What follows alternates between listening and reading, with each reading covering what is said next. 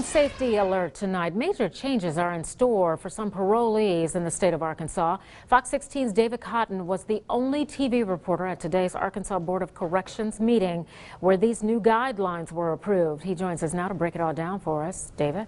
Yeah, Donna, this is a big change when it relates to parole violations. Instead of punishing parolees the same regardless of the violation, a new point system will be put in place, giving them punishments that more match the crime. All those in favor say aye.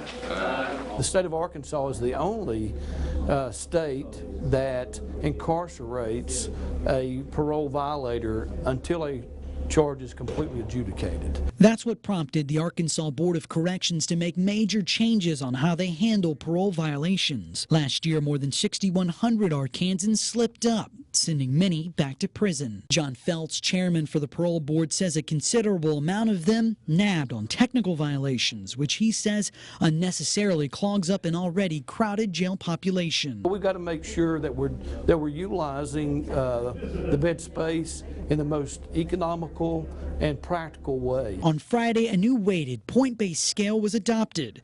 For example, missing a drug class would just cost 5 points, compared to a felony arrest, which costs 40. And anyone who reaches that 40-point threshold in 12 months would have their probation revoked. It's helpful in determining those that, maybe make a small mistake against those that make a big mistake. More importantly, he says the new guidelines give probation officers the ability to keep people on the right track, even if they slip up from time to time. Not taking people out of the communities that have jobs and disrupting families.